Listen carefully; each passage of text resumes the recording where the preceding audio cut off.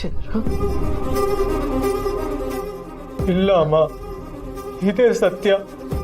ಅತ್ತೆ ಸಾವಿಗೆ ನಾನೇ ಕಾರಣ ಅಮ್ಮ. ಈ ಸತ್ಯನ ಹೇಳಕ್ಕಾಗದಲ್ಲ ಪ್ರತಿದಿನ ಒದ್ದಾಡಿ ನರಳ್ತಾ ಇದ್ದೀನಮ್ಮ.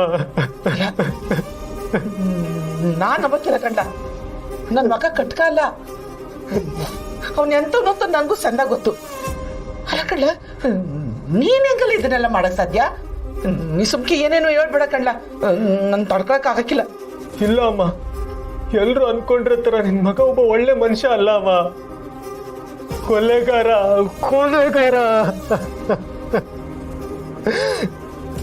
ಎಲ್ರಿಗೂ ಮೋಸ ಮಾಡಿದ್ದೀನಮ್ಮ. ಮುಂಬೈಯಿಂದ ನಾನು ಒಬ್ಬನೇ ಬರ್ಲಿಲ್ಲ ಅಮ್ಮ, ನನ್ನ ಜೊತೆಗೆ ಅನಿಕಾ ಅಂತ ಒಂದು ಹುಡುಗಿ ಕೂಡ ಬಂದ್ಲು. ಅವರಪ್ಪ ಮುಂಬೈಯಲ್ಲಿ ದೊಡ್ಡ ಡಾನು. ನನಗೆ ಮದುವೆ ಆಗಿದೆ ಅಂತ ಹೇಳಿದ್ರು ಕೂಡ ಅವಳು ನನ್ನ ಹಿಂದೆ ಬಿದ್ಲಮ್ಮ. ಅವರಪ್ಪನ ಭಯಕ್ಕೆ ನಾನು ಅವಳಿಗೆ ಇಲ್ಲಿ ಕರ್ಕೊಂಡ್ಬಂದೆ.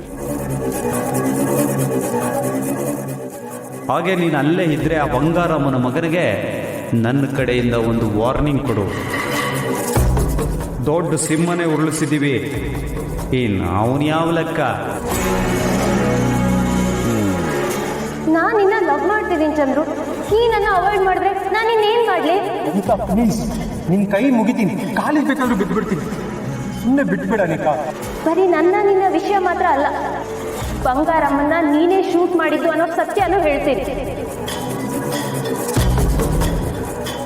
ಈ ಚಂದ್ರನೇ ನಮ್ಮಮ್ಮ ಅವ್ರನ್ನ ಕೊಂದಿರೋದು, ಅವನ ಒಳಗೆ ಹಾಕಿ ನೀವೇ ಶೂಟ್ ಮಾಡಿದ್ದು ಅಂತ ಯಾರು ಹೇಳಿದ್ದು ಚಂದ್ರು? ನಾವು ಆಲ್ರೆಡಿ ನಿಜವಾದ ಅಪರಾಧಿನ ಅರೆಸ್ಟ್ ಮಾಡಿದ್ದೀವಿ. ಬಂಗಾರಮ್ಮ ಅವ್ರಿಗೆ ಶೂಟ್ ಮಾಡಿದ್ದು ಚಂದ್ರು ಅಲ್ಲ ಪುಟ್ಟಕ್ಕ. ಮೇಡಮ್, ಹಾಗಾದ್ರೆ ಅತ್ತೆನ ಕೊಂದವರು ನೀವೇ ಶೂಟ್ ಮಾಡಿದ್ದೀನಿ ಅಂತ ಅನ್ಕೊಂಡಿದ್ದೀರಾ, ಆದ್ರೆ ನಿಮ್ ಹಿಂದೆ ಗುರಿ ಇಟ್ಟು ಗುಂಡಾರಿಸಿದ್ದು ಅನಿಕಾ.